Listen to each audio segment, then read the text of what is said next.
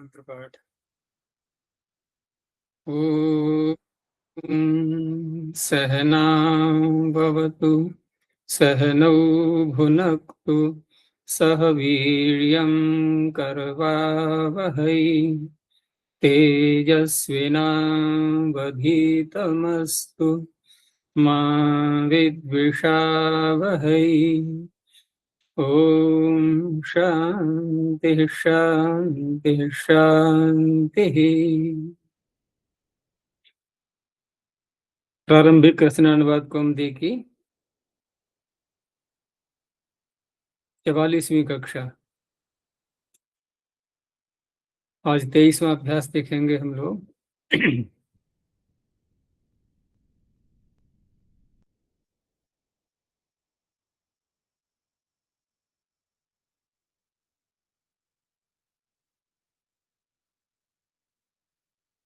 तो 23वें अभ्यास में जो शब्द दिए हैं इन्होंने, पहले उनको देखते हैं। पीछे हमने देखा था कि ह्रस्व इकारांत और दीर्घ इकारांत ये स्त्रीलिंग के शब्द आए थे 22वें और 21वें अभ्यास में।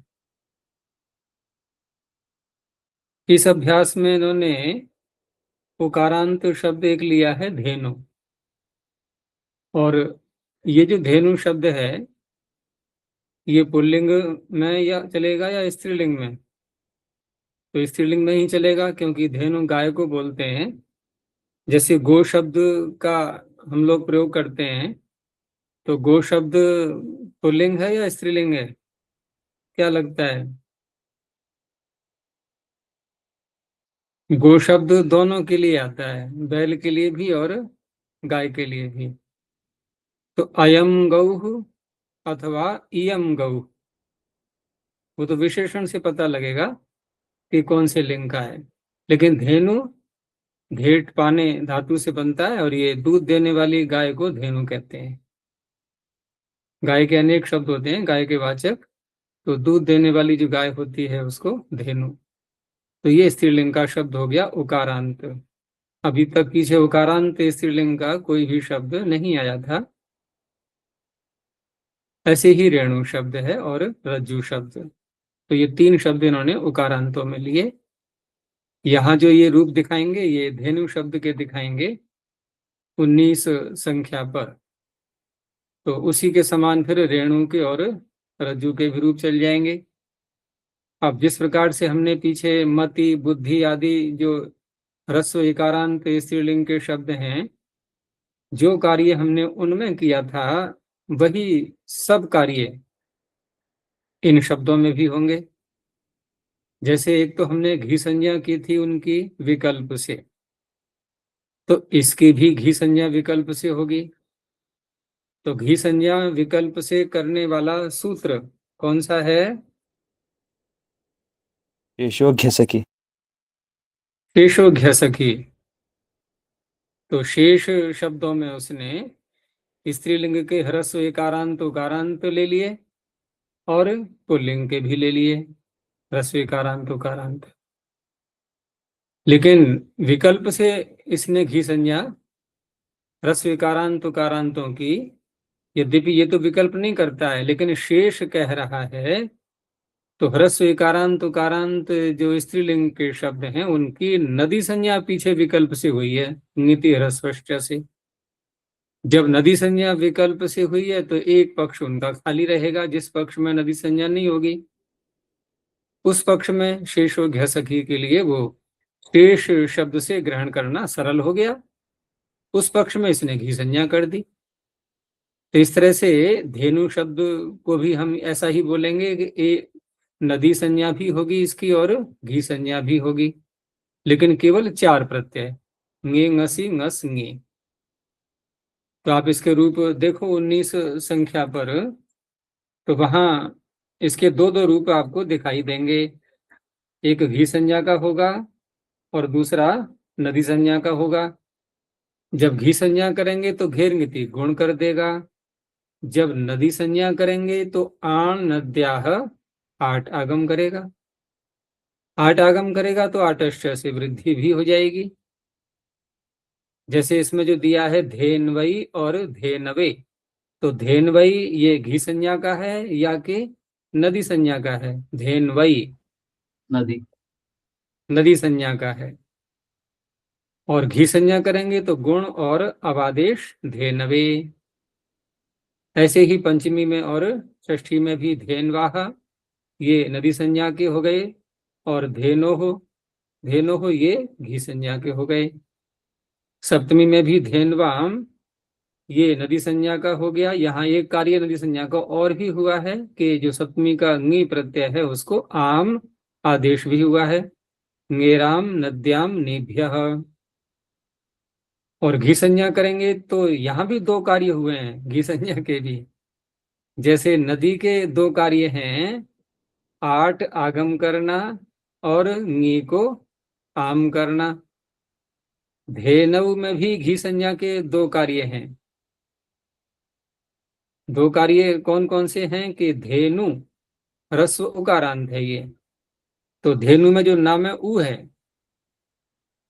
ठीक है ना, इसको तो कर दिया इसने आकार, यानी कि धेन। और जो सप्तमी का नी प्रत्यय है इसको हो गया औ, तो धेन और औ। अब यहाँ पर वृद्धि होकर के बन जाएगा धेनऊ, दोनों को वृद्धि करेंगे तो धेनऊ। तो यहाँ धेनऊ में जो ये कार्य दोनों हुए इनका सूत्र कौन सा है? औदच्चघे है। हाँ, उसी पाद में अंतिम सूत्र से पहला सूत्र है। ये दोनों कार्य कर देता है। औत अच्छ घे, दो भाग वैसे भी दिख रहे हैं आपको सूत्र में। औत यानी कि औकार आदेश, और अच्छ घे जिसका घी नाम है जिसका घी नाम है उसके अंतिम अल को आकारादेश। और संबोधन में तो हे धेनो, यहाँ तो संबोधन में गुण करने वाला सूत्र, उसमें घी संज्ञा नहीं चाहिए, वो तो अलग से ही है। उसी पृष्ठ पर देखो कौन सा सूत्र है जो घी संज्ञा, जो संबोधन में गुण करता है ह्रस्व को। ह्रस्वस्य गुणः। हाँ, तो इसके ऊपर सूत्र क्या है? अम्बार्थ नद्योर ह्रस्वः। तो इसके नीचे यदि ह्रस्व से गुण है तो और उसके उसके ऊपर देखो, और संबुद्धौ च आंगे चापः हाँ, ओसी तो च। संबुद्ध उच्चारण, हमें अपने मतलब का शब्द पकड़ना है ना। संबुद्धि चाहिए ना, तो संबुद्धि कहाँ से मिला हमें? संबुद्ध उच्चारण कि संबुद्धि परे रहते ह्रस्वस्य गुण। अब ह्रस्व में तो ह्रस्व इकारांत ह्रस्व उकारांत, चाहे स्त्रीलिंग के हो चाहे पुल्लिंग हो, यहाँ लिंग की बात ही नहीं है कोई। जैसे भानु का भी ऐसी बनेगा भानो, है कपि शब्द का बनेगा कपे। ऐसे ही स्त्रीलिंग में भी मति का भी ऐसे ही, और धेनु का भी ऐसे ही, सब ऐसे ही बनेंगे। और अन्य रूपों में तो यहाँ पर नदी संज्ञा का जो प्रभाव है, देखो घी संज्ञा का तो कार्य पूरा हो गया। घी संज्ञा का तो कार्य इन्हीं चार रूपों में होगा, चारों विभक्तियों के एक वचनों में। लेकिन नदी संज्ञा के कार्यों में एक कार्य और भी है जो कि षष्ठी का बहुवचन दिख रहा है आपको, तो वहां पर नुडागम भी कर देते हैं, ह्रस्व नद्यापो नुड। यद्यपि वहां पर ह्रस्व शब्दों को भी नुडागम कहा गया है, जो ह्रस्व अंग हैं, तो ह्रस्व के अंतर्गत भी ये शब्द आ सकता है यहाँ धेनु। ह्रस्व इकारांत उकारांत जो भी हैं, या ह्रस्व अकारांत भी ले लेंगे वहां, तो बालक का नाम यहाँ भी तो नुट करेगा ये बालक। ये न तो इकारांत है न उकारांत है, तो ह्रस्व में इकारांत अकारांत इकारांत उकारांत ऋकारांत सभी आ जाएंगे। जैसे पितृणाम, यहाँ भी ये भी हो जाएगा। और साथ में उसमें नदी शब्द भी कहा गया है, ह्रस्व नद्यापुनुट। तो यहाँ तो दोनों प्रकार से हम कर सकते हैं, जैसी जिसकी सुविधा हो, कोई अंतर नहीं पड़ता है, कोई बाधा नहीं पड़ेगी। लेकिन दीर्घ ईकारांतों में तो नदी नाम लेकर के ही हमें करना पड़ेगा, क्योंकि दीर्घ में तो करेगा नहीं नोडागम ये। लेकिन दीर्घ ईकारांत या दीर्घ उकारांत की नदी संज्ञा होती ही है, तो वहां नदी शब्द से हम कर लेंगे। तो बस यही कार्य है इसमें। आगे देखते हैं अन्य शब्दों को। तो आगे पुल्लिंग के शब्द हैं, ये तो सरल हैं, जैसे सुलेख, अच्छा लेख, और परिणाम, ये भी अकारांत शब्द ही है, पुल्लिंग का ही है। और अंक, अंक संख्याएं जो होती हैं, और अवकाश छुट्टी। तो ये तो हो गए अकारांत पुल्लिंग के शब्द, सभी के रूप चलेंगे बालक के समान। आगे है आकारांत, जैसे कि कक्षा, तो इसके रूप चलेंगे लता के समान। इन्होंने दिया है रमा शब्द, उसके समान। ऐसे ही परीक्षा। अब ये बनते कैसे हैं उस पर अभी नहीं जाएंगे हम लोग, अभी मूल शब्द देखते हैं केवल। ऐसे ही संचिका, जो हम लेखन का कार्य करते हैं, कॉपी इत्यादि, उसके लिए। कॉपी वो नहीं, नकल नहीं, कॉपी जो एक पुस्तिका जो संचिका है उसके लिए। और उसमें जिस चीज से लिखते हैं वो लेखनी, वो कलम हो गई, पेन हो गया। ऐसे ही जिस स्याही का प्रयोग करते हैं वो मसी बोलते हैं उसके लिए। पहले देखा होगा, पता नहीं आप लोगों के समय में था नहीं था ऐसा, कि एक लिक्विड स्याही के रूप में बच्चों को देते थे ना, उसमें शीशी में भर करके, और बच्चे प्राइमरी कक्षाओं में पढ़ते थे जब, तो उनकी वो कलम बनाते थे लकड़ी से, और वो डुबो डुबो के उसमें लिखते थे। अब तो ऐसा रहा नहीं, अब तो सबके पास में जो है फाउंटेन पेन आ गए, बॉल पेन आ गए, सब इस प्रकार से अब लिखते हैं। तो वहां मसी स्याही होती थी उसमें, और उस जिस शीशी में उस स्याही को रखते थे उसको बोलते थे मसी पात्र। वो मसी का पात्र हो गया। तो आगे दिया गया ना, मसी पात्र माने दावात। एक दावत होती है, दावत नहीं, दावात। दावत उर्दू का शब्द, बस ये भी उर्दू का ही है, दावत भी। तो ये जो शब्द हैं यहाँ तक, कक्षा, ये कक्षा और परीक्षा, संचिका, ये तो स्त्रीलिंग आकारांत हो गए। और लेखनी मसी ये इकारांतों में आ जाएंगे। अब लेखनी मसी के रूप हम वैसे ही चलाएंगे जैसे कि नदी, गौरी आदि शब्दों के चलते हैं, ये उसी श्रेणी में पहुंच जाएगा। इनकी भी नदी संज्ञा होनी है, सब वही कार्य होने हैं। तो इस तरह से एक शब्द को यदि हम ठीक प्रकार से समझ लें ना, एक प्रकार का, तो पता नहीं कितने शब्द आपके समझे हुए हो जाएंगे बिना प्रयास के। मसी पात्रम और मित्रम, ये मित्र शब्द ये भी नपुंसक लिंग में प्रयोग में आता है। भले ही हम मित्र मनुष्य को बोल रहे हैं, जैसे अयम, अयम पुरुषः मम मित्रम अस्ति। अब कोई कहेगा ये पुरुष और मित्रम दोनों समान अधिकरण शब्द, विशेषण विशेष्य, फिर लिंग भेद कैसे हो गया? क्योंकि हम क्या समझते आए हैं, सीखते आए हैं कि विशेषण विशेष्य में एक ही विभक्ति, एक ही लिंग, एक ही वचन। लेकिन जो शब्द नियत लिंग वाले होते हैं, नियत माने निश्चित लिंग वाले, उनमें ये आपको थोड़ा अंतर दिखाई देगा। जैसे दारा शब्द होता है ना, दारा स्त्री का वाचक है, लेकिन इसकी विशेषता क्या है, ये सदा ही पुल्लिंग में आएगा और बहुवचन में आएगा। दारा शब्द एक वचन में या द्विवचन में इसका प्रयोग नहीं होता। अगर एक पत्नी है उसको भी दारा ऐसा ही कहा जाएगा बहुवचन में, और पुल्लिंग में कहा जाएगा। ठीक है ना?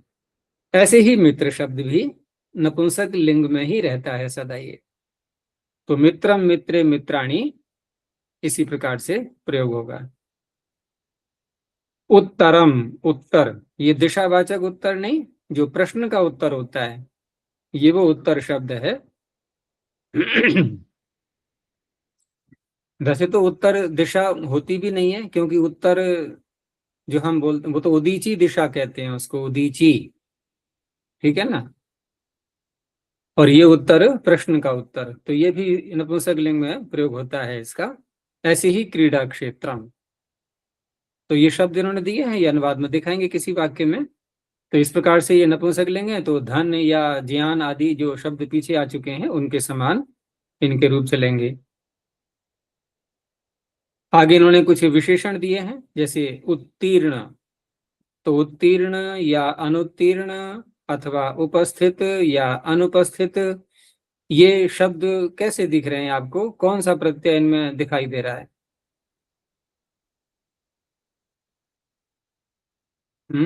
अक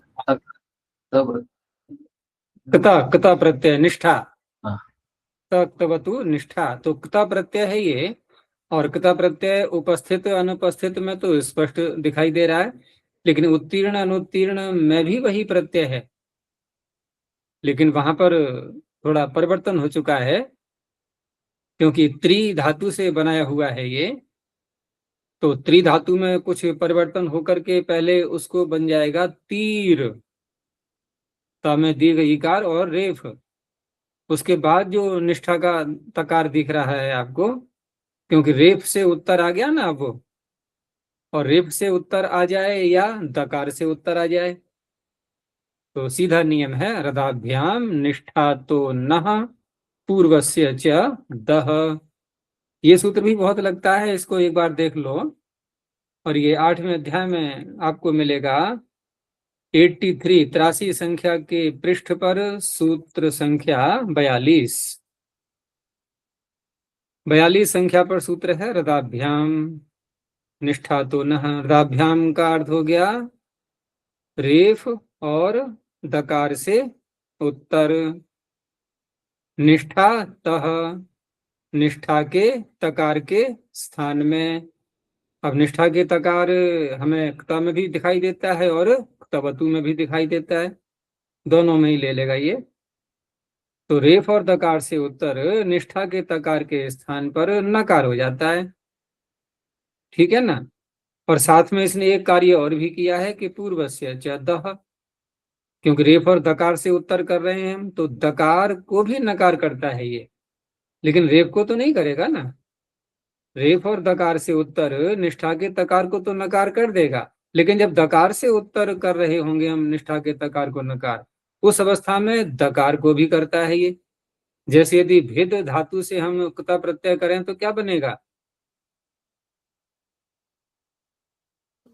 भिन्नः भिन्नः। तो भिन्न शब्द बन रहा है नहीं, देखो यहाँ। जी। अब भेद के दकार को भी नकार कर दिया इसने, और क्ता प्रत्यय के निष्ठा के तकार को भी नकार कर दिया। भिन्न, भिन्नवान, छिन्न, भिन्न, छिन्न, भिन्न बोलते हैं नहीं ऐसे शब्द, तो इन्हीं ये सूत्र ही लग रहा है इन सब में। और रेफ यदि कहीं हो तब भी तकार को नकार हो जाएगा। तो तीर न, अब तीर न, अब जब ये रेफ के साथ में नकार आ गया तो रसाभ्याम नोड़ना को अवसर मिल गया। तो इस तरह से ये व्यवस्थाएं बन जाती हैं सारी। तो उत्तीर्ण और अनुत्तीर्ण ये भी जो शब्द हैं ये क्ता प्रत्यांत ही हैं। और पीछे मैंने बताया था क्ता प्रत्यांत शब्द विशेषण होते हैं। बाद में इन्होंने नए समास कर दिया है इसमें, उत्तीर्ण के साथ में और उपस्थित के साथ में, तो नए समास करके अनुत्तीर्ण और अनुपस्थित ये बन गए। तो ये सब पुल्लिंग हो गए, बालक के समान रूप चलेंगे इनके। आगे देखिए, अब आगे अकह सवर्णे दीर्घ ये सूत्र इन्होंने दिया है, और इसका अर्थ वैसे तो आप लोगों को पता ही है, लेकिन और थोड़ा विस्तार से समझने के लिए सूत्र निकाल लो जहां भी है। ये 6ठे अध्याय के प्रथम पाद में है, संधियों के प्रकरण में, ये तो स्पष्ट पता होगा ही इसका। और एक पूर्व परयोह के अधिकार में चलता है ये। तो इसमें मुख्य बात जो समझने की है वो पीछे से हम किन किन शब्दों को लेंगे, क्योंकि अर्थ में तभी स्पष्टता आती है, हमें अनुवृत्तियों का अच्छा अभ्यास हो जाना चाहिए। और जो बड़े बड़े प्रकरण हैं वहां पर कौन सा प्रकरण चल रहा है, जो जिसका अधिकार अधिक दूर तक जाता है, वो कौन सा अधिकार है उसका हमें ज्ञान होना चाहिए। तो देखो, दो अधिकार यहाँ बड़े बड़े हैं।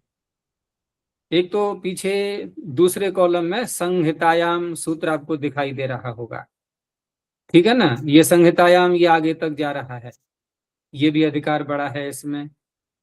दूसरा, ये जो प्रकरण पूरा मैंने बताया था कि एक पूर्व परयो हो, यहां से प्रारंभ होकर के, और ये कहाँ तक बताया था मैंने?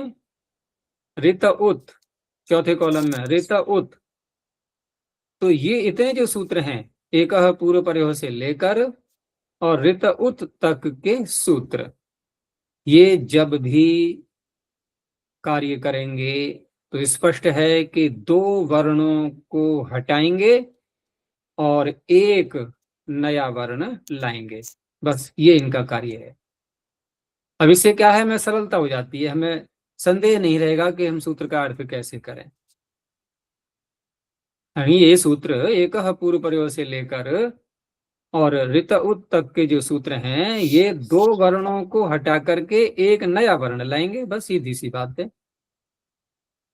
अच्छा, तो ये संहितायाम यहाँ आ रहा है अकः सवर्ण दीर्घ में, एकः पूर्व प्रयोग ये भी आ रहा है, और दूसरा एक इसमें इको यणचि से अचि को और ले लेते हैं। अब हम अर्थ करेंगे, तो देखो सप्तमी के दो पद हो गए इसमें, अचि और सवर्ण है। संहितायाम में तो विषय सप्तमी है, संहितायाम में विषय सप्तमी है। अच्छा, संहिता कहते किसको है? संहिता, परः सन्निकर्ष संहिता। हाँ तो ये तो है, ठीक है, लेकिन हम क्या खोलें इसके लिए, क्या तात्पर्य हुआ इसका? अत्यंत समीप निकटता, अत्यंत निकटता।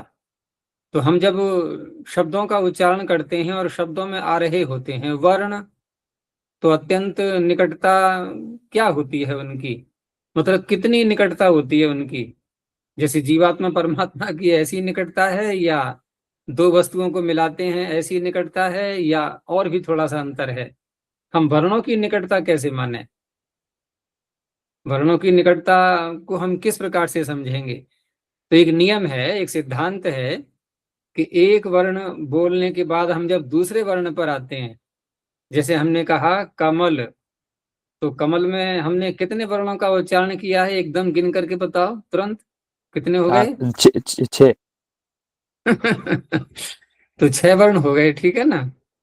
ककार, अकार, मकार, अकार, लकार, अकार, कमल। अब इन 6 वर्णों को बोला है हमने, तो इनके मध्य के भाग कितने बनेंगे? 6 वर्णों में मध्य के भाग कितने बनेंगे?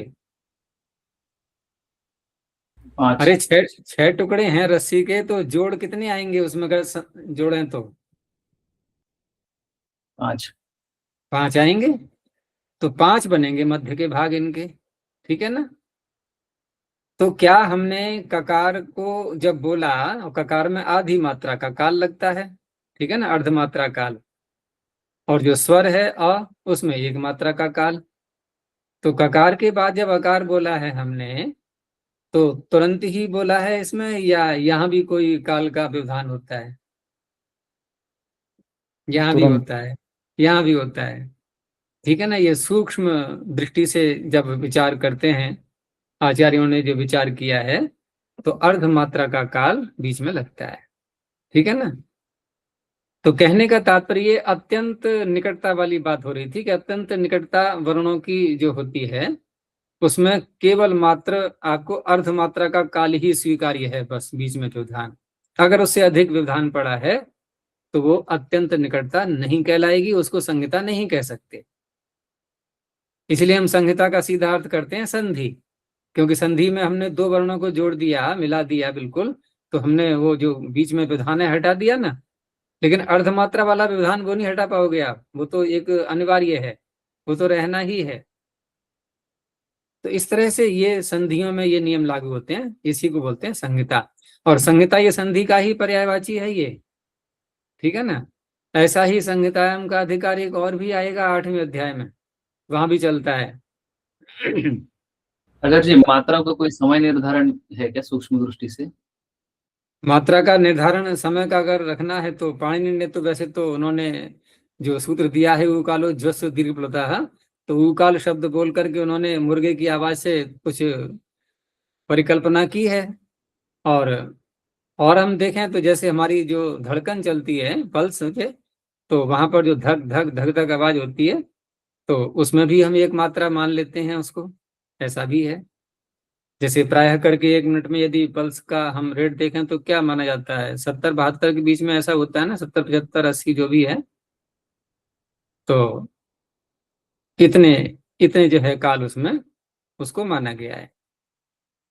लेकिन ये कोई प्रामाणिकता नहीं है। मान लो कोई द्रुत गति से बोल रहा है, कोई विलंबित गति से बोल रहा है, कोई मध्य गति से बोल रहा है, अंतर तो आएगा, अंतर तो आएगा।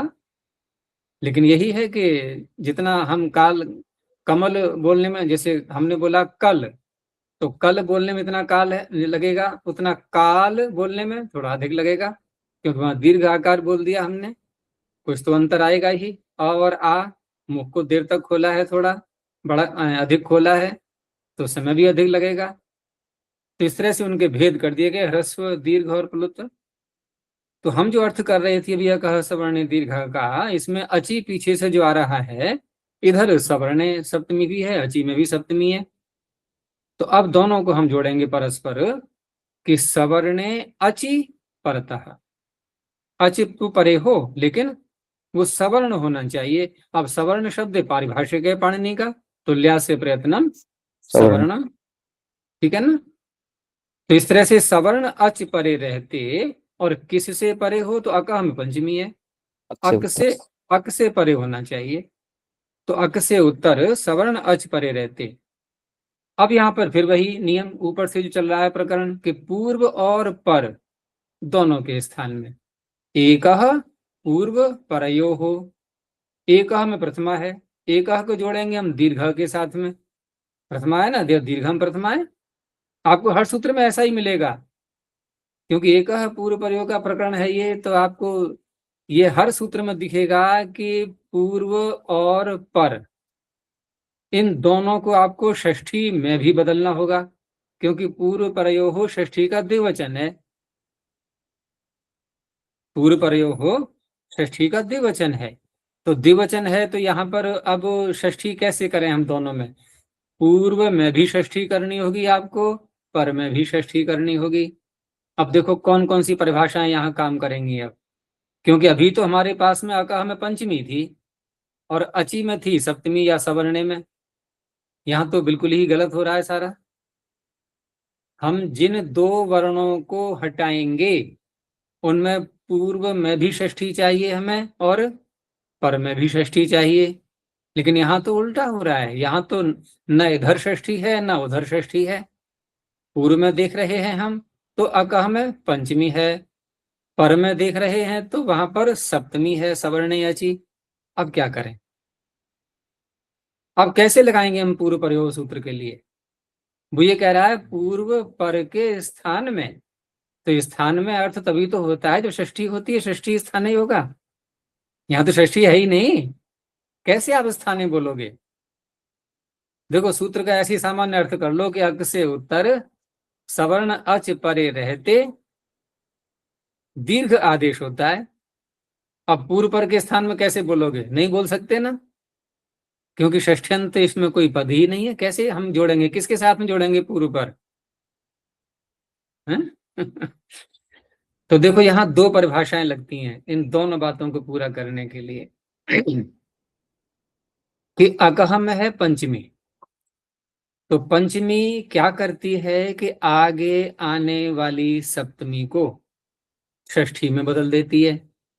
परिभाषा है तस्माद इति उत्तरस्य, तस्माद इत्युत्तरस्य।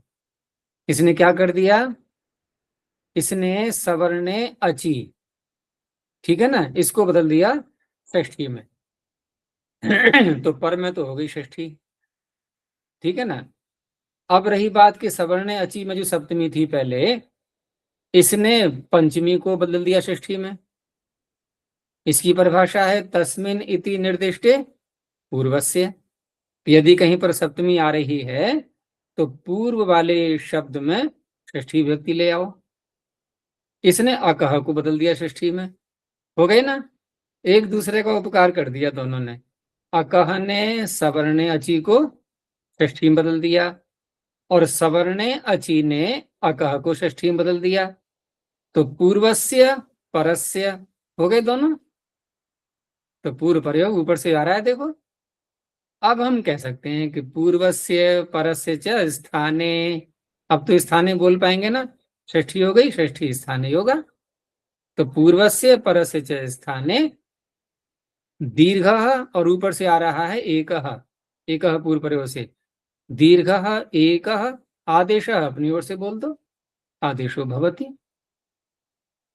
क्योंकि एक ही आदेश करना है, ऐसा नहीं दो के स्थान में हम कर रहे हैं तो दो को हटाया दो ही लाएंगे हम, नहीं, आएगा तो एक ही नया, जाएंगे दो, आएगा एक।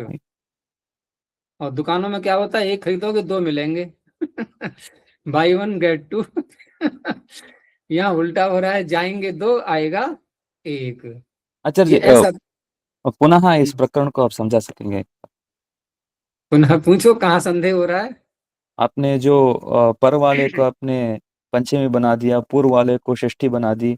हाँ, ये दो परिभाषाएं पूरे शास्त्र में चलती हैं। तस्मिन् नीति निर्दिष्टे पूर्वस्य तस्मादित्युत्तरस्य, ये दो सूत्र है ना, ये परिभाषाएं हैं। ये व्यवस्थाएं करने के लिए होती हैं परिभाषाएं। व्यवस्था बिगड़ रही थी ना, हम अर्थ कैसे करते, हम पूर्व प्रयोग को यहाँ कैसे जोड़ें, किसके साथ जोड़ें, क्योंकि यहाँ तो एक में पंचमी है एक में सप्तमी है, और पूर्व प्रयोग अनुवृत्ति ले आए हम षष्ठी के रूप में, तो षष्ठी का हम पंचमी के साथ में और सप्तमी के साथ में कैसे संबंध जोड़ पाएंगे? एक रूपता करनी होगी, तो ये हो गई अव्यवस्था। और अव्यवस्था में ही व्यवस्था करने के लिए परिभाषाएं होती हैं। तो परिभाषाओं ने कहा कि आपने पंचमी प्रयोग की है क्या? हमने कहा हाँ की है। ये कहाँ पर है? अकाह में। तो उसने कहा कि तस्मादिति उत्तरस्य। अब आप उत्तर वाले में षष्ठी कर लो, ठीक है ना। तो अकाह से उत्तर क्या था? अची सवर्ण अची, जी। तो हमने कर दिया सवर्णस्य अचः, ठीक है ना। और अब जो सवर्ण अची सप्तमी थी, तो वहां तस्मिन् नीति निर्दिष्टे पूर्वस्य ने कहा कि ये जो सप्तमी है इससे पूर्व वाले में षष्ठी हो जाती है। तस्मिन् इति निर्दिष्टे, सप्तमी ऐसा निर्देश करने पर, पूर्वस्य यानी पूर्व जो भी है उसमें स्या लगा दो, स्या का मतलब षष्ठी, यानी उसमें षष्ठ्यंत बना दो उसको। तो हमने अकाह को षष्ठ्यंत बना दिया, अब दोनों षष्ठ्यंत हो गए। तो अब होता क्या है कि अगर ऐसा ही था, कोई प्रश्न कर सकता है ना, तो कि पाणिनि ने ही ऐसा क्यों नहीं पढ़ दिया कि अकाह को षष्ठी मान लें हम, और उधर बोल देते सवर्णस्य अचः। अच्छा, फिर आप क्या अर्थ करते जरा बताना। फिर दोनों में षष्ठी होती तो करते क्या फिर? ये व्यवस्था कैसी बनती कि कौन किससे परे हो? ये व्यवस्था बन जाती फिर दोनों षष्ठी के। भाई कौन पहले कौन आगे, कौन पीछे, कौन परे कौन पूर्व, ये निर्णय कहाँ से आता? तो ये विभक्तियां भी आवश्यक थी। अब हम अर्थ करने में दोनों शैलियों को अपनाते हैं। फिर पहले हम वही अर्थ करेंगे पंचमी सप्तमी का। कैसे? कि अक से उत्तर, अब उत्तर बोला हमने, पंचमी का ही तो अर्थ कर रहे हैं हम। अक से उत्तर सवर्ण अच परे रहते, ये सप्तमी का अर्थ कर रहे हैं षष्ठी कर रहे हैं हम? उत्तर परे रहते सप्तमी, सप्तमी का अर्थ कर रहे हैं नहीं कर रहे हैं जी। अक से उत्तर सवर्ण अच परे रहते। अब हम बदलेंगे, अब हम परिभाषा वाले नियमों को अपनाएंगे। कैसे? कि अक से उत्तर सवर्ण अच परे रहते, पूर्व और पर के स्थान में। अब ये जब बोला है हमने, तो दोनों को षष्ठ्यंत स्वीकार किया है कि नहीं? जी। ये भी कर लिया, दोनों बातें हो गई। अब पाणिनि की पढ़ी हुई विभक्तियां, इनका भी अर्थ चरितार्थ हो गया। परिभाषाओं ने जो व्यवस्था बनाई वो भी हमने स्वीकार कर ली। तो अक से उत्तर सवर्ण अच परे रहते, पूर्व पर के स्थान पर दीर्घ एक आदेश होता है। बस ये सूत्र का अर्थ है पूरा। ऐसे ही इस प्रकरण में सभी सूत्रों के अर्थ किए जाते हैं इसी शैली से। और आचार्य जी इस अधिकार सूत्र को नहीं लिया आपने संहितायाम? हाँ, संहिता विषय में वो तो बोलते थे, उसमें कोई बात नहीं है, बार बार कोई बात नहीं बोली जाती है। वो तो बता ही दिया पहले कि ये सारे जो सूत्र हैं ये तभी लगते हैं जबकि मात्र केवल अर्ध मात्रा काल का ही व्यवधान हो। यानी कि जिस अक्ष से उत्तर हम सवर्ण अच को देख रहे हैं उसमें बीच में कोई और वर्ण नहीं होना चाहिए, बिल्कुल भी कोई भी व्यवधान नहीं होना चाहिए, तभी लगते हैं सूत्रीय। आचार्य जी, परिभाषा का कोई नियम लिया है कि किस परिस्थिति में ये करना है? तस्मिन परिभाषा का पूर्ण बिल्कुल नियम है। परिभाषा ये न्यायाधीश होते हैं ये। अब आप न्यायाधीशों के नियम को देख लो, न्यायाधीश झगड़ा होने पर ही तो, व्यवस्था बिगड़ने पर ही तो अपना कुछ ऑर्डर सुनाएंगे, कुछ आदेश देंगे। यही नियम होता है। यहाँ व्यवस्था बिगड़ रही थी, आप व्यवस्था को संभाल ही नहीं पाएंगे जब तक इन परिभाषाओं की सहायता नहीं लेंगे, क्योंकि उधर आप ला रहे हो अनुवृत्ति में षष्ठ्यंत पद को पूर्व प्रयोग हो, और सूत्र में पद आ रहे हैं पंचम्यंत और सप्तम्यंत। अब माथा पच्ची करते रहो, क्या होगा क्या होगा, हो ही नहीं पाएगा। तो ये बहुत व्यवस्थाएं करने वाली हैं परिभाषाएं सब। चलिए, तो ये तो सूत्र हो ही गया और अर्थ आपको समझ में आ ही गया है। आगे इन्होंने जो दिया है बहुत सरलता से पकड़ लोगे आपके अ ई उ री। अब इनके बाद हमें सवर्ण अच देखना हो तो अ के बाद ई को, उ को, री को देखेंगे या अ के बाद अ को ही देखेंगे? सवर्ण चाहिए ना, सवर्ण। वो अलग बात है कि अ के बाद आप दीर्घ आ, ह्रस्व आ, प्लुता सभी ले सकते हो, उसका निषेध नहीं हो रहा है, क्योंकि वो तो अणद्रुत सवर्ण से चा प्रत्यय सूत्र अण प्रत्याहार में आने वाले जो वर्ण होते हैं वो अपने सवर्णों के भी ग्राहक होते हैं, ये तो उसने बता ही दिया है, तो वहां तो कोई बाधा नहीं आएगी। तो इस तरह से अ ई उ ई के बाद ई ही आना चाहिए, उ के बाद फिर उ ही आना चाहिए, री के बाद फिर री ही आना चाहिए, तभी तो सवर्ण होगा। तो इस तरह से ये उन दोनों को हटा करके उन जैसा ही दीर्घ ले आता है। उन जैसा ही ये शब्द मैंने क्यों बोला, क्योंकि आप जब एक आदेश करोगे दोनों को हटा करके तो वहां भी फिर परिभाषा की पड़ी आवश्यकता, फिर अव्यवस्था होने लगी कि हम जो एक नया लाएंगे वो कौन सा लाएंगे, बहुत सारे अच हैं। तो अब परिभाषा आएगी स्थानेंतरतमः। ठीक है ना, कि जब भी किसी के स्थान में कुछ करना होता है, किसी को हटा करके नया लाना होता है, तो वो होना चाहिए सदृशतम, सबसे अधिक समान, ऐसा ही आता है आदेश। तो तीन परिभाषाओं ने काम किया है यहाँ पर, क्योंकि अंत में ये परिभाषा भी आएगी स्थानांतरतम। तो इस तरह से ये बन जाएंगे शब्द हिमालय, विद्यालय इत्यादि। अब देखो यहाँ पर हिमालय में इधर ह्रस्व है, आगे दीर्घाकार आ गया। विद्यालय में दोनों ही दीर्घ आकार हैं, श्री ईशा में दोनों ही दीर्घ ईकार हैं, गुरु उपदेशा में दोनों ह्रस्वकार हैं, होत्री ऋकार में दोनों ह्रस्व ऋकार हैं। तो चाहे दोनों ह्रस्व हो, चाहे दोनों दीर्घ हो, चाहे एक ह्रस्व हो एक दीर्घ हो, चाहे दाएं वाला ह्रस्व दीर्घ हो चाहे बाएं वाला ह्रस्व दीर्घ हो, इससे कोई तात्पर्य नहीं है। इस तरह से ये सूत्र अपना कार्य करता है। चलो आगे देखते हैं। भूतकाल अर्थ में धातु से इक्ता प्रत्यय यानी कि निष्ठा प्रत्यय होता है, और इक्ता भी होता है और साथ में अक्तवतु भी होता है, लेकिन अक्तवतु का प्रयोग थोड़ा कम होता है, इक्ता का प्रयोग अधिक होता है। इसमें ककार अनुबंध है तो इक्ता का त शेष रहता है। जिन धातुओं के साथ अन्य स्थानों पर बीच में ई लगता है, ई का तात्पर्य इट आगम, इडागम जो होता है प्रत्ययों में, तो जो धातुएं सेठ होती हैं वहां पर हम जब उक्ता प्रत्यय निष्ठा प्रत्यय करेंगे तो इडागम भी साथ में होगा, और जो धातुएं अनिट हैं वहां इडागम नहीं होगा। जैसे पठ धातु सेठ है तो पठितः है, लिख धातु भी सेठ है तो लिखितः।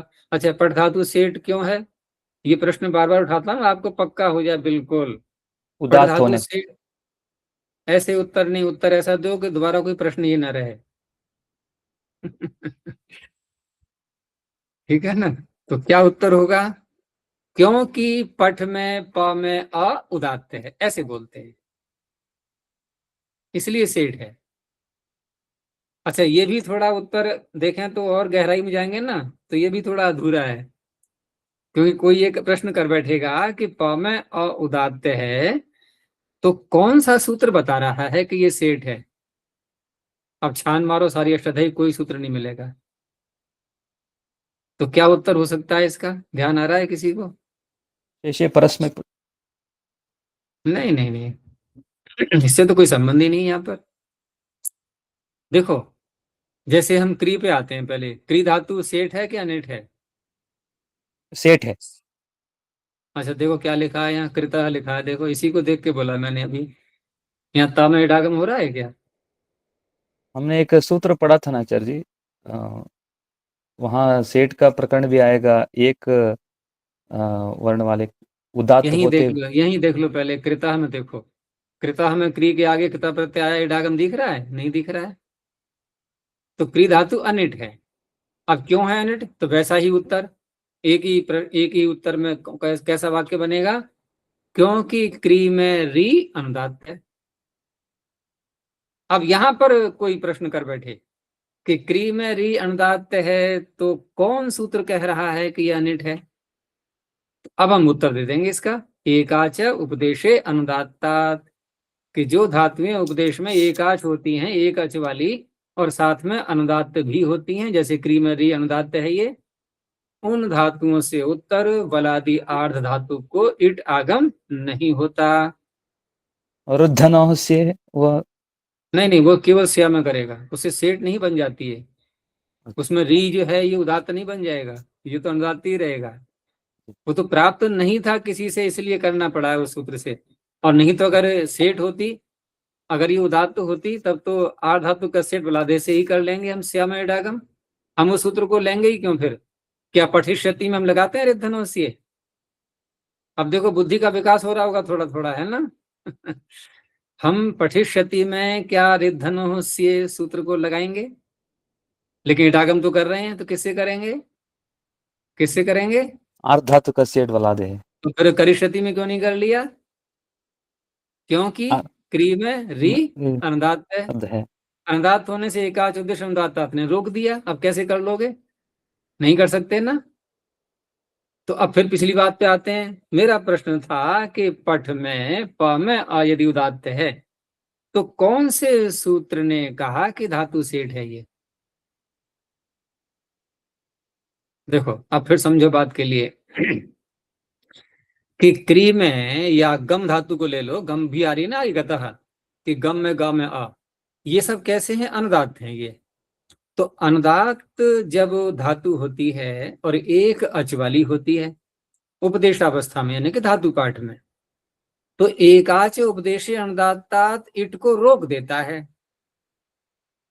अब हम दूसरा वाक्य बोलते हैं इसके विपरीत, कि जो धातुएं उपदेश में एक अच वाली नहीं होती और अनुदात्त नहीं होती, उनमें ये इडागम नहीं रोक पाएगा। नहीं रोक पाएगा तो आर धातु का सेठ बलादेह इडागम करता रहेगा। तो अब क्या उत्तर आया कि पठ में प में अ उदात्त है, तो किस सूत्र ने कहा कि धातु सेठ है? तो क्या उत्तर देंगे हम कि यहां सूत्र की आवश्यकता ही नहीं है, यहां पर इडागम रुक नहीं पा रहा है। इडागम रोकने का कोई सूत्र आ ही नहीं रहा है, तो इडागम हो गया। ठीक है ना, ये तो डिफॉल्ट हो ही जाएगा। अब हो रहा है इडागम, इसलिए हमने कहा कि सेठ है ये। समझ में आ गया? देखो क्री में तो हमने अनिट है इसलिए कहा क्योंकि इडागम रोकने वाला सूत्र आ गया, और पठ को हमने सेठ इसलिए कहा क्योंकि इडागम रोकने का सूत्र कोई आ ही नहीं रहा है। और इडागम जो एक एक अहैतुकी कृपा जैसे परमात्मा की होती है ना सबके ऊपर, तो आठ धातु का सेठ बुला दे कि अहैतुकी कृपा है सबके ऊपर। वो तो स्वेच्छा से जो है, वो तो सबको बराबर बांट ही रहा है इडागम। वो नहीं कह रहा है किसको करना है। अच्छा, उसने किसी धातु का नाम लिया है क्या? आर्ध धातु कस्येट बलादि धातु का नाम ही नहीं ले रहा है। वो तो अंगस्य के अधिकार में सूत्र है, और सीधा अर्थ उसका बनेगा कि अंग कोई भी हो तो सब धातुएं ये अंग ही तो बनेंगी जब तब प्रत्यय करेंगे हम तो, या कोई प्रत्यय करेंगे तो। जब सारी अंग बन गई और उसने अंग मात्र से उत्तर जो बलादि आर्ध धातु है उसको इडागम का दान कर दिया। किसी धातु का नाम लिया है क्या उसने? कुछ नहीं। उसने संपूर्ण 2000 धातुओं को खुली छूट दे दी। ठीक है ना, किसी पर रोक नहीं लगाई। रोक लगाने वाला तो वो बैठा हुआ एकाच उपदेश अनुदात्ता। तो जहां वो नहीं रोक पाएगा, जैसे पठ में नहीं रोक सकता वो, क्यों नहीं रोक सकता? क्या ये एकाच नहीं है? क्यों नहीं रोका फिर उसने? एकाच उपदेश अनुदात्तात ने क्यों नहीं रोका? क्या ये उपदेश में एकाच नहीं है पठ धातु? इसमें दो अच हैं क्या? अनुदात अनुदात्त नहीं है इसलिए। हाँ, दोनों बातें देखनी है ना। हमने केवल एक आच देख लिया, दोनों बातें देखनी होंगी। एक आच भी होनी चाहिए और अनुदात्त भी होनी चाहिए। एक आच तो है लेकिन उदात्त है ये, तो उदात्त हो जाना इसका, ये इसके लिए लाभकर हुआ कि नहीं? इसको इडागम मिल गया। और क्री गम आदि ये सब अनुदात्त हैं बेचारी, ये छटपटाएंगी, इनको नहीं मिलेगा इडागम, ये ऐसी रहेंगी। तो इस तरह से हम कहते हैं कि जो धातुएं उदात्त होती हैं वो सेठ होती हैं। ये अर्थापत्ति से निकलता है ये वाक्य, क्योंकि अनुदात्तों में तो इडागम रोक दिया गया, जो कि इडागम सबको हो रहा था, तो उदात्तों में वो इडागम हो जाएगा, फिर उनको कोई रोकेगा ही नहीं। तो ये एकता प्रत्यय की बात हो गई। एकता की ही बात नहीं, जितने भी आर्ध धातु प्रत्यय हैं, केवल एकता ही नहीं, बस साथ में शर्त इतनी ही है कि वलादि अवश्य होने चाहिए। वो तो ता है, ये तकार वल में आता ही है। ऐसे ही करिष्यति, पठिष्यति आदि जब बनाते हैं तो वहां पर भी स्य सकार भी वल में आ गया। आप कोई प्रत्यय ले आओ तीसरे अध्याय के सूत्रों से, बस वलादि होना चाहिए और आर्ध धातुक भी होना चाहिए, यही शर्त होती है। तो ये हो गया। बाकी जो कार्य होता है कता, क्योंकि कित भी है ये, तो कित होने से, जैसे क्री से हमने किया तो इडागम तो हो नहीं पाया, लेकिन कता प्रत्यय कित भी तो है ये, तो कित होने से यहाँ क्या हुआ है कि जो गुण की प्राप्ति हो रही थी क्री में, वो भी किंगति से रुक गया। अब गुण की प्राप्ति किससे होगी यहाँ पर? अधीन गुणा। देखो फिर समझो बात के लिए, अभी आपका कच्चा है ये विषय। देखो, गुण करने के दो सूत्र हैं, और ये जो मैं दो सूत्र बोल रहा हूं ये तीसरे अध्याय को ध्यान में रख करके बोल रहा हूं। अगर चौथे पांचवें अध्याय की बात आएगी तो वहां वहां मत घटाना इनको। चौथे पांचवें अध्याय में गुण के वृद्धि के सूत्र अलग होते हैं, और तीसरे अध्याय में गुण और वृद्धि के सूत्र अलग होते हैं, ठीक है ना? तो हम गुण के सूत्र की बात कर रहे थे अभी। तो तीसरे अध्याय में हम जब किसी भी धातु से कोई प्रत्यय लाते हैं, और वह प्रत्यय चाहे सार्वधातुक हो चाहे आर्ध धातुक हो, कितनी बात समझ में आ गई? और दो में से एक अवश्य होगा वो। चलो ये भी आपको जानकारी के लिए बता दें दो में से एक नाम अवश्य होगा, या तो सार्वधातुक या आर्धातुक। क्यों? क्योंकि सार्वधातुक का तो एक निश्चित सीमा है उनकी कि तिंग शीत सार्वधातुकम, और आर्धातुक के लिए नाम लिया है क्या कि कौन से प्रत्यय चाहिए? कौन से? शेष। बचे हुए सारे के सारे सब आ गए। तो फिर अब ये निश्चय हो गया कि नहीं, एक नाम अवश्य होगा। भाई अगर सार्वधातुक नहीं है तो आर्धातुक तो होना ही है। तो इस तरह से तीसरे अध्याय में हम जब किसी भी धातु से सार्वधातुक या आर्धातुक दोनों में से कोई भी प्रत्यय ले आए, बस शर्त इतनी है कि उनमें ककार ngकार ये अनुबंध न लगे हुए हों। बस ये अनुबंध लगे होंगे तो बड़ा खतरा है वहां पर। ये अनुबंध नहीं है तो फिर दो सूत्र गुण करने के लिए तैयार बैठे हुए हैं। और ये अनुबंध यदि दिखाई दे गए तो किंगति च, देखो वो सूत्र निषेध नहीं कर रहे गुण का, वो दोनों सूत्र गुण का निषेध नहीं कर रहे हैं। गुण का निषेध तो ये कर रहा है किंगति च। वो कह रहे हैं भाई हम क्या करें, हमने तो छुट्टी छुट्टी खुली छूट दे दी थी, लेकिन रोकने वाला कोई और आ गया, उसमें हम क्या कर सकते हैं? कि उसका अधिकार है, वो रोकेगा। तो जो दो सूत्र गुण करने वाले हैं, तो प्रश्न ये उठेगा दो क्यों किए? क्या एक सूत्र क्या समर्थ नहीं था गुण करने में? तो देखो दोनों के गुण करने का अलग प्रकार है।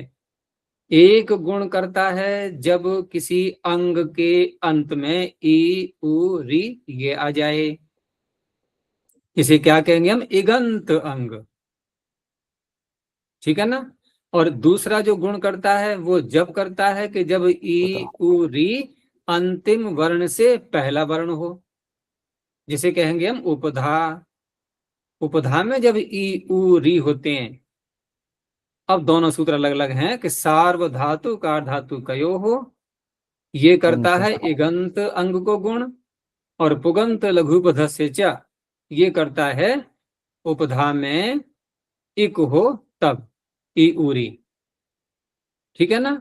अब जैसे क्री में मैंने कहा था कि कता प्रत्यय आर्धातुक है, तो गुण की तो प्राप्ति हो रही है, किससे हो रही थी ये प्रश्न था। सार्वधातुक अभी अर्धातुक यो। हाँ, क्यों? क्योंकि ये इगंत अंग है ये क्री। अब ककार ने रोक लगा दिए, कित होने से गुण नहीं हो पाया। अगर कित नहीं है तो गुण होता ही है यहाँ पर। जैसे कोई भी शब्द बोल के देख लो, जैसे कर्ता, कर्ता बोलते हैं ना, कर्त्री, तो कर्तरी में त्रिच प्रत्यय किया हमने, तो क्री में गुण कर दिया नहीं कर दिया उसने? क्यों? क्योंकि त्रिच में न ककार अनुबंध है न गकार अनुबंध है। ये ककार गकार ये तो गुण वृद्धि के दुश्मन है ना पूरे। ये कभी भी गुण वृद्धि नहीं होने देंगे। ये केवल गुण की बात नहीं है, गुण को भी रोकते हैं, वृद्धि को भी रोक देते हैं ये ककार गकार। तो बड़ी सुंदर व्यवस्था है, समझने की बात है थोड़ी सी। अच्छा, अब जैसे पीछे बनाया था हमने लिखितः, चलो यहाँ एक और मिल गया हमें। ये लिखितः में हमने लिख धातु से किया था कृता प्रत्यय। अब क्योंकि ली में ई ये उदात्त है तो हम इडागम भी सरलता से ले आए। अब तो ये शब्द समझ में आ रहे हैं नहीं मेरे बोले हुए? ली में ई उदात्त है तो हम इट भी सरलता से ले आए, क्योंकि एकाच उपदेश अनुदाता रोक ही नहीं पाया। लेकिन सूत्र वही आएगा इडागम का, आर धातु कस्येट बला देहे। अब यहाँ पर भी कृता प्रत्यय, यहाँ भी तो कित है ना, यहाँ भी तो ये प्रभाव दिखाएगा अपना। तो गुण तो यहाँ भी रुका हुआ है, रोक दिया गया ना। लेकिन ये गुण कैसे रुका? ये प्राप्त किससे हो रहा था यहाँ लिख में? उगंथ लघुपदस्य च। हाँ, अब सूत्र बदल गया। तो अब तो कोई संदेह नहीं है इन दोनों सूत्रों में, क्योंकि यहाँ पर इकार है तो एक है गुण के लिए, लेकिन वो उपधा में है, वो अंत में नहीं है।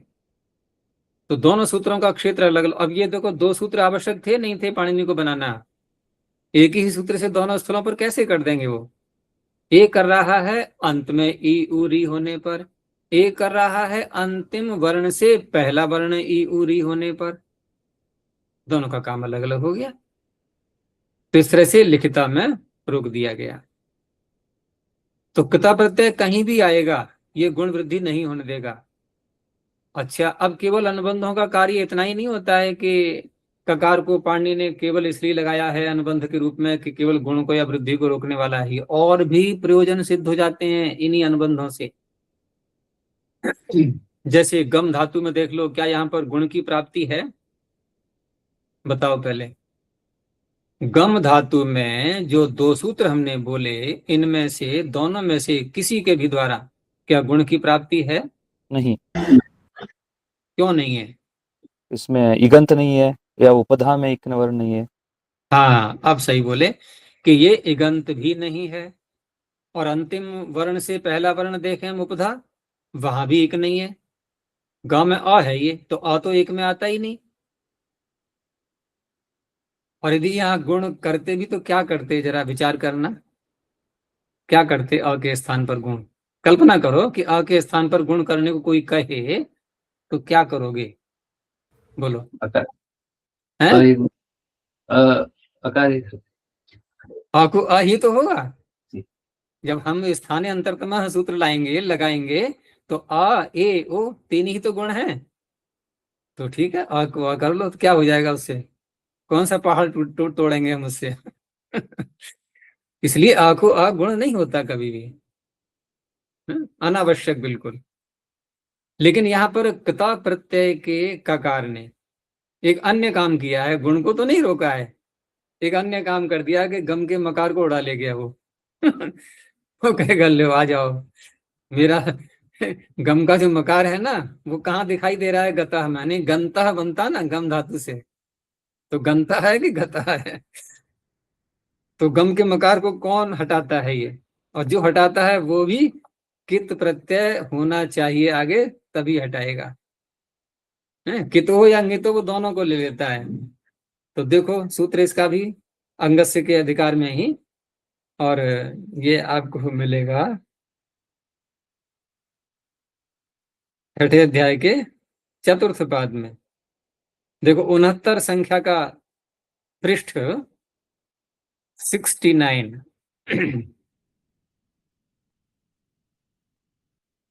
पृष्ठ मिल गया?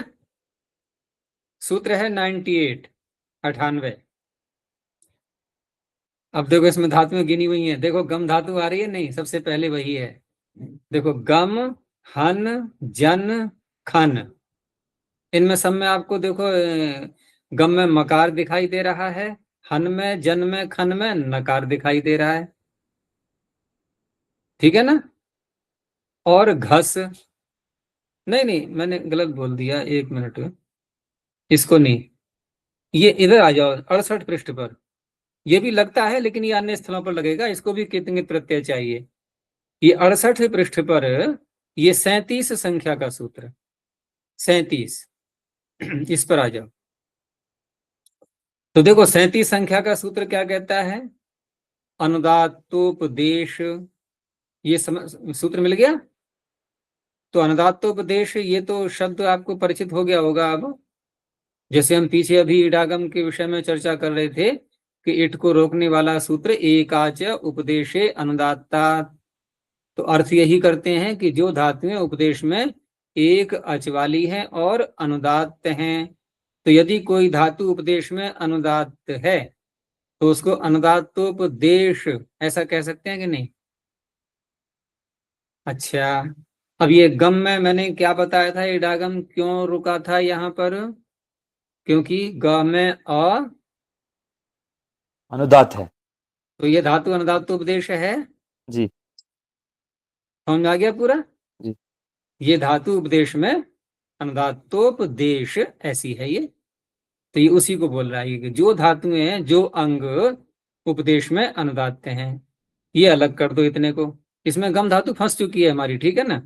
आगे हम सूत्र में और भी शब्द देख लेते हैं कि वनति, इसमें वन धातु ले ली इन्होंने। अब वन को अलग से क्यों बोलना पड़ा है इनको, क्योंकि वन उपदेश में उदात्त है, वनदात्त उपदेश के शब्द से आ नहीं पा रही थी, उसका भी नकार हटाना है हमें, ठीक है ना।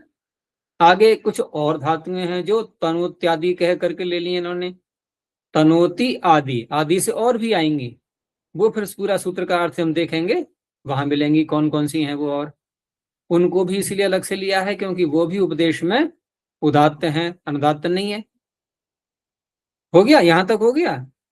तो हमारा मुख्य शब्द है यहाँ पर अनुदात्तोपदेश। अब देखो षष्ठी का बहुवचन है ये, अनुदात्तोपदेश वनति तनुत्यादीनाम, है षष्ठी का बहुवचन। तो हम अनुदात्तोपदेश शब्द का ही अर्थ ले लें, केवल अनुदात्तोपदेशानाम ऐसे कह सकते हैं नहीं, कि जो धातुएं उपदेश में अनुदात्त हैं उनके, षष्ठी है ना, उनके अनुनासिक लोपः, उनके अनुनासिक का लोप हो जाता है। यहाँ पर जो है ना, इसकी रेखा एक कर लेना, ये जो सूत्र आपके सामने अभी खुला हुआ है इसमें अनुनासिक लोपः एक रेखा हो जाएगी, टूटेगा नहीं, ये गलत छप गया है थोड़ा सा। तो इनके अनुनासिक का लोप हो जाता है। अच्छा, अनुनासिक शब्द बोलते ही हमारा ध्यान कहाँ पहुंचता है, वो जो अर्धचंद्राकार बिंदु होता है वहां पहुंचता है। लेकिन ध्यान रखो व्याकरण पढ़ते समय, ठीक है ना, हमें अपनी बुद्धि संकुचित नहीं रखनी है। यहाँ व्याकरण में अनुनासिक शब्द का अर्थ करेंगे हम तो क्या करेंगे, मुख नासिका वचनो अनुनासिका। अनुनासिका, जो मुख और नासिका से बोले जाएं। तो ये जो पांचों वर्गों के अंतिम वर्ण हैं ङ नमा, ये मुख और नासिका दोनों से बोलते हैं कि नहीं, तो ये सारे अनुनासिक हुए या नहीं। तो गम का मकार ये अनुनासिक हुआ कि नहीं, हो गया ना। अब उसी अनुनासिक पर मत रहना अकेले, वो भी अनुनासिक है, एक ही नहीं है और भी है। अब वो प्रसिद्धि को प्राप्त कर चुका है थोड़ा, कारण क्या है कि वो केवल नासिका से उसका उच्चारण होता है, इसलिए ये मुख और नासिका दोनों से बोले जाते हैं। तो इस तरह से अनुदात्तोपदेशानाम, अनुदात्तोपदेश जो अंग हैं जैसे गम है उसके अनुनासिक का लोप हो जाता है। अब रही बात कि कब होता है, ये बहुत आवश्यक होता है समझना, हर जगह थोड़ी जाएगा, नहीं तो हम कहीं गम का मकार बोल ही नहीं पाएंगे, फिर तो गमन आदि में भी नहीं बोल पाएंगे। कब होता है, तो कहा झली किंगिति। अब झली में भी सप्तमी है, किंगिति में भी सप्तमी है, तो यहां कैसे अर्थ करेंगे हम, जब दो सप्तमियां हो गई तो एक विशेषण एक विशेष्य, तो झली बन गया विशेषण, और झली विशेषण बनते ही एक परिभाषा यहां पर लगेगी कि यस्मिन विधिस तदादा वल ग्रहणे, कि जब कभी भी कोई सप्तमी आती है विशेषण के रूप में और वहां एक वर्ण का ग्रहण करना हो, एक अल का, तो उसमें आदि शब्द और जुड़ जाता है। अब झल प्रत्याहार का हम कोई वर्ण लेंगे तो एक ही तो लेंगे एक बार में, तो इसमें आदि शब्द और जुड़ गया। अब झली नहीं बोलेंगे, कहेंगे झलादि। तो झलादि कित नित परे रहते, ये इसकी शर्त है। अब देखो गम धातु अनुदात्तोपदेश है, क्या आगे इसके झलादि कित नित इन दोनों में से किसी प्रकार का प्रत्यय है? झलादि कित हो या झलादि नित हो, कैसा है? झलादि है आचार्य जी। हैं? झल झल झल के अंतर्गत आ रहा है वर्ण। नहीं, मैंने कहा झलादि कित है या झलादि नित है? नित। कौन से प्रत्यय को देख रहे हो, पहले ये बताओ मुझे। जो त त निष्ठा से जब हम केवल त तो ये बचेगी। कृता प्रत्यय नित है, कृता प्रत्यय नित है या कित है? कित कित। तो फिर नित क्यों बोल रहे थे? कहाँ पहुंच गए थे, कहाँ ध्यान गया था? वहां पहुंच गए क्या सावधातु कौंपित पर? जी जी। ये तो स्वयं ककार लगाया है पाणिनि ने। देखो सार्वधातु कौंपित तो वहां वो कार्य कर रहा है कि जहां पर नकार लगा ही नहीं है और उनको भी नित बना रहा है वो। ये तो पहले से ही पैदा ही ककार लगा करके हुए हैं ये। इनमें इनमें जो है अतिदेश करने की आवश्यकता ही नहीं है। अतिदेश का मतलब होता है किसी को किसी के समान बनाना। वो था नहीं लेकिन मान लिया गया। ये तो पहले से ही ककार लगा हुआ है ना इनमें। तो झलादि कित प्रत्यय परे मिल गया, तो गम के मकार का इसने लोप कर दिया, बन गया करता। अब ये सूत्र कितनी जगह पे लग सकता है? जितनी भी धातुएं अनुदात्तोपदेश हैं और उसके उनके अंत में गायाणा नमा कुछ भी आ रहा हो, तो बहुत सी मिलेंगी आपको धातु पाठ में जब देखोगे तो उन सब के अनुनासिक को ये हटा देता है, अगर झलादि कित प्रत्यय आ जाए या झलादि नित प्रत्यय आ जाए। तो ये बहुत अंतिम व्यापक है। अंतिम कहा ना आपने आचार्य जी, अनुनासिक जो है वो अंतिम इसमें ही होगा क्या, ऐसा नहीं? हाँ, उनके अनुनासिक का लोप होता है अंत वाले का ही। अंत वाले का भी नियम वही परिभाषा है अलोन्त्यस्य, कि जब भी हम कोई आदेश करते हैं तो अंतिम अल को ही होता है वो। ठीक है ना, वो अंतिम अल को ही होता है। वो तो नियम है, पक्का है, नियम है वो। अब इसमें हमें ढूंढना नहीं पड़ेगा कि अनुनासिक वो अंत में है कि आदि में है, क्योंकि कुछ धातुएं ऐसी भी तो हो सकती है, जैसे हमने नम धातु ले ली उदाहरण के लिए, नम नमन करना, और नम धातु से आप यहाँ प्रत्यय ले आए, यही निष्ठा ता प्रत्यय ले आए, नम और ता। अब यहाँ जब ये सूत्र लगेगा कि अनुदात्तोपदेश, नम भी अनुदात्तोपदेशी ही है, अनिट है ये भी, तो अनुदात्तोपदेश के आगे अब यहाँ पर क्ता प्रत्यय आने पर इसने कहा कि अनुनासिक का लोप होता है। तो इसमें तो अनुनासिक दो आ रहे हैं, नकार भी आ रहा है और नम में मकार भी आ रहा है। तो किसका कोप करेंगे, दोनों का करेंगे या एक का करेंगे? एक का करेंगे तो आदि वाले का करेंगे, अंत वाले का करेंगे, ये सब अब अव्यवस्थाएं हो गई नहीं। तो अव्यवस्थाओं में भी व्यवस्था करने वाले परिभाषा बैठी है अलोन्त्यस्य, कि आप क्यों परेशान हो रहे हो, अंतिम अल के ही स्थान में चाहे लोप रूपी कार्य करो। देखो लोप भी एक कार्य होता है, या यूं कहें सरल भाषा में तो लोप भी आदेश ही होता है, कह सकते हैं कि नहीं भाई? आदेश, आदेश तो आदेश ही है, नहीं कुछ करने का काम, जो भी काम करना है वही आदेश होता है। हम कोई वर्ण परिवर्तन कर रहे हैं वो भी आदेश, किसी वर्ण को हटा रहे हैं वो भी आदेश। तो इस तरह से जब भी कोई आदेश होगा तो यदि उसमें एक अल से अधिक नहीं है, केवल एक ही अल है, तो वो अंतिम अल के स्थान में होता है। यदि अनेक अल होते हैं तो अनेक आलशित सर्व से लग जाता है, लेकिन एक ही अल है तो अंतिम अल के स्थान में होगा। आप कहोगे यहाँ पर जो आदेश कर रहे हैं हम, उसमें तो न एक अल है ना अनेक अल है। अच्छा, लोप में कितने अल हैं? क्यों निखिल, हम यहाँ लोप कर रहे हैं ना नासिक का, तो लोप में कितने अल हैं? केवल एक ही है आचार्य जी। अच्छा, लोप में एक अल है, कौन सा? इसमें हम गम में मकार आचार्य जी, म। मैं कह रहा हूं लोप में, तुम कहीं और ढूंढ रहे हो। अच्छा लोप, लोप में। जी जी। हाँ लोप में कितने अल हैं? लोप में कितने हल है? अच्छा, हाँ, लोप में तो वो तीन है आचार्य जी, तीन चार है। अब भी बुद्धि काम नहीं कर रही है। अच्छा, लोप का अर्थ क्या है? जो हटाते हैं, अदर्शन, आदर्शन। न दिखाई देना। तो यहाँ अल है क्या कोई? जो जो नहीं दिखाई देगा वो अल है क्या? बल्कि जो है वो भी हटेगा। तो लोप रूपी आदेश ये अल रूपी आदेश नहीं होता है, ये समझो ना सीधा, ये तो हटाया जा रहा है पूरा। यहाँ तो ना एक अल है ना अनेक अल है। तो अलोन्त्यस्य का अर्थ बता रहा हूं मैं क्या होता है मुख्य रूप से। अलोन्त्यस्य तो ये कहता है, एक सामान्य उसने नियम बना दिया परिभाषा ने, कि जब भी कोई आदेश हो, वो आदेश चाहे लोप रूपी हो, चाहे कोई हम वर्ण परिवर्तन कर रहे हों, कोई शब्द ला रहे हैं, कोई वर्ण ला रहे हैं, या हटा रहे हैं, कुछ भी कर रहे हों, वो अंतिम अल के स्थान में होता है, ये इसने कहा। ठीक है ना। लेकिन इसका जो अपवाद परिभाषा बैठी हुई है कि अनेकालशित सर्वस्य, अब ये लोप को नहीं ले सकती, क्योंकि यहां तो अब अल्प संबंधी बात आ गई ना। अब तो कुछ वस्तु तत्व, कोई वर्ण, कोई शब्द लाया जा रहा है किसी के स्थान पर, हटा नहीं रहे। हटाने का काम थोड़ी करेगा ये। तो ये कहता है कि यदि जो आदेश हम कर रहे हैं उसमें यदि अनेक अल हैं या फिर शकार अनुबंध लगा हुआ है उसमें, तो सर्वस्य तब पूरे के स्थान में होता है। बस ये नियम चलता है। तो लोप जो है ये भी एक आदेश है और ये अंतिम अल के स्थान में होता है। ठीक है ना। तो इस तरह से यहां पर गम के मकार का लोप हो गया। और उधर नम धातु में भी हम अब अंतिम मकार का लोप करेंगे, नकार का लोप नहीं करेंगे, नकार सुरक्षित है।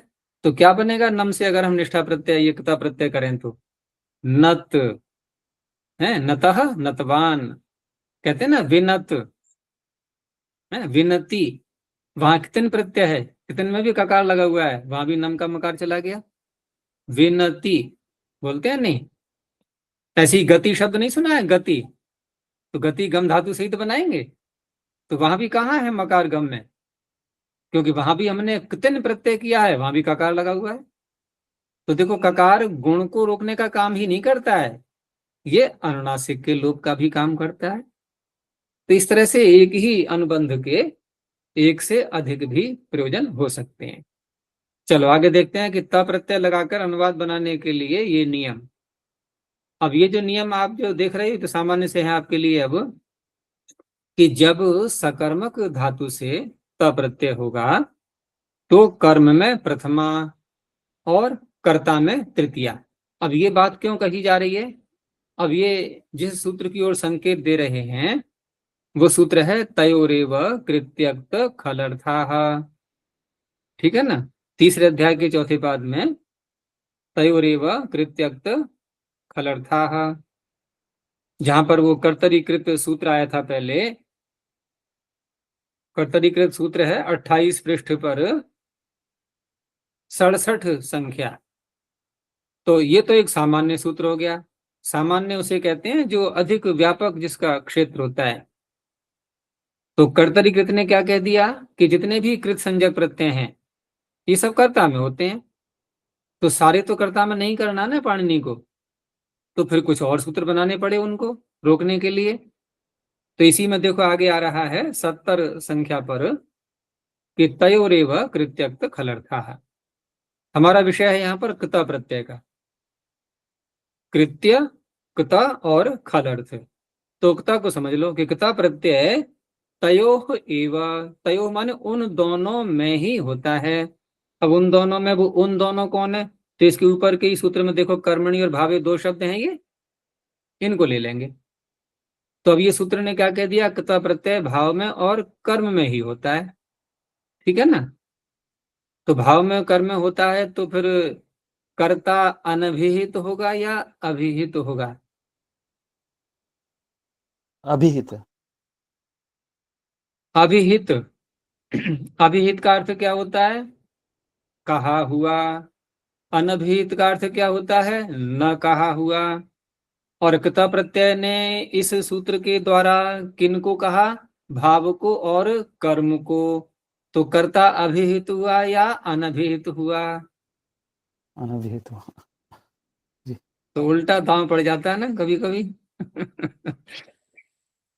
अनभिहित हुआ, क्योंकि कृता प्रत्यय ने कर्ता को कहा ही नहीं। और नहीं कहा तो अनभिहित कर्ता में कौन सी व्यक्ति होती है?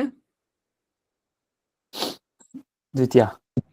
तृतीया कर्तृकरणयोस् तृतीया। अच्छा, और कर्म में यदि हमने किया तो कर्म अभिहित हुआ या अनभिहित हुआ? अब क्या समस्या रह गई? कर्म अभिहित हुआ आचार्य जी। अभिहित हुआ तो अभिहित कर्म में द्वितीया हो सकती है? नहीं। अब प्रथमा होगी। अब फिर पढ़ो इस वाक्य को जो लिखा है इन्होंने, कि जब सकर्मक धातु से त प्रत्यय होगा तो कर्म में प्रथमा। आ गया समझ में? अब कर्ता में तृतीया। और क्रिया का लिंग वचन, क्रिया का लिंग वचन अब विभक्ति क्या होगी? जिसको वो कह रहा है उसमें जो विभक्ति और लिंग होगा अब वचन। जैसे कर्म को कह रहा है वो, तो कर्म के ही लिंग, कर्म की ही विभक्ति, कर्म का ही वचन, सब वही आएगा बिल्कुल, उसके अनुसार होगी। कर्ता के अनुसार होगी नहीं, क्योंकि कर्ता से संबंध है ही नहीं उसका कोई भी। कर्ता तो अनभिहित तो रह गया ना, उससे कोई संबंध नहीं उसका। अच्छा, अब रही बात अकर्मक धातुएं, तो अकर्मक से हम जब क्ता प्रत्यय लाएंगे तो कर्म में लाएंगे या भाव में लाएंगे?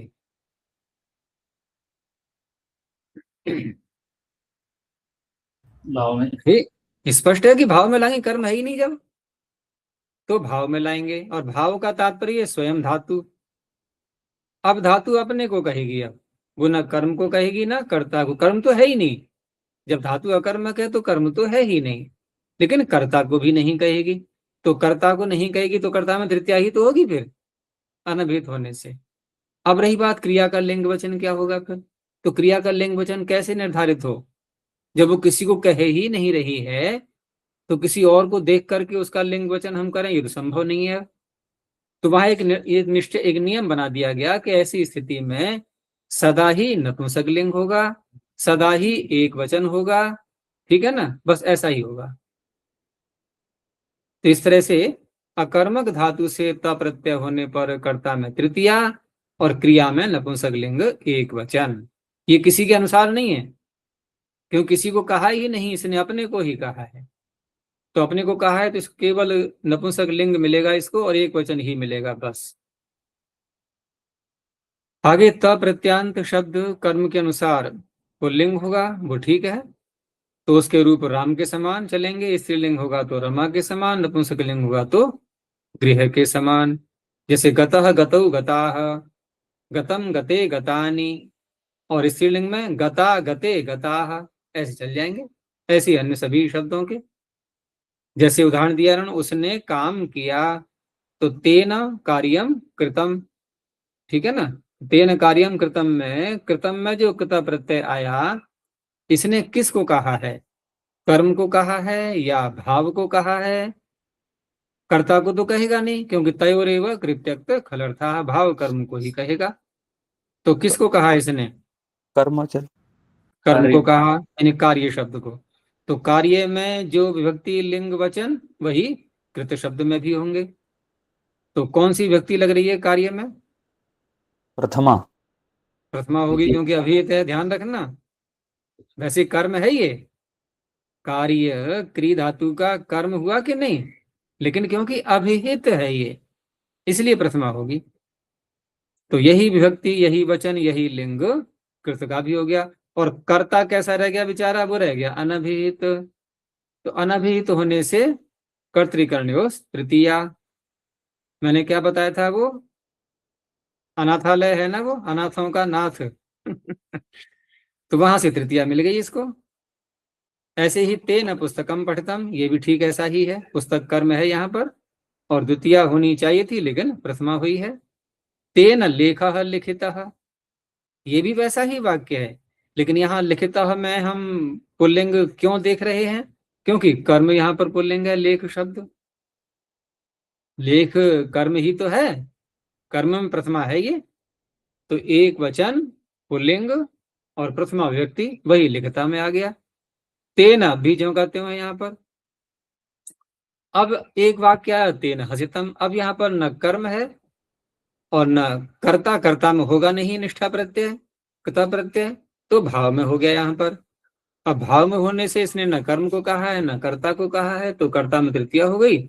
और विभक्ति लिंग वचन इसका केवल नपुंसक लिंग एक वचन ही रहेगा और प्रथमा विभक्ति ही रहेगी। ठीक है ना।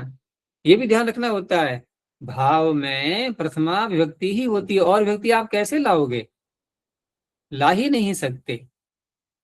प्रथमा तो डिफॉल्ट है, वो तो आ ही जाती है, आनी ही है वो तो प्रातिपदिकार्थ मात्र में।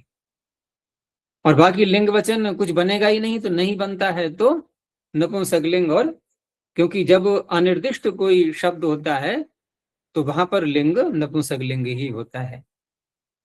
तो तेन हसितम, और क्रिया क्योंकि एक ही होती है, दो या तीन या अधिक नहीं होती हैं। हंसना क्रिया एक ही कहलाएगी संख्या की दृष्टि से, तो एक वचन ही रहेगा। तेन भोजनम खायतम में तो कोई बात ही नहीं, यहाँ तो भोजन कर्म आ ही चुका है, इसके अनुसार बनेगा। और तेन बालक रक्षित, यहाँ बालक कर्म हो गया, तो बालक की जो लिंगत्व है, पुल्लिंग होना, एक वचन होना, प्रथमा विभक्ति होना, यही सारा रक्षित शब्द में भी आ गया। तो इस तरह से ये वाक्य बनते हैं। तो आज समय तो अधिक हो गया है, इतना ही रखते हैं, अगला भाग फिर कल देखेंगे इसका।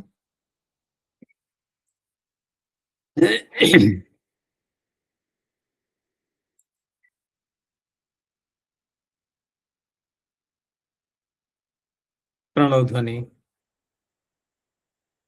ओ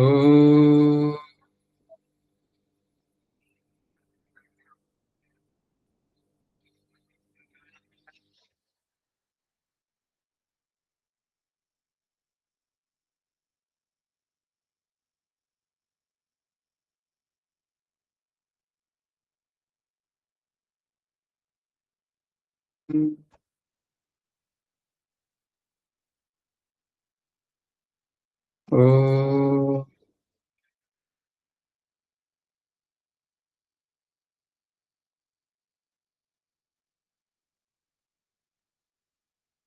शांति शांति शांति।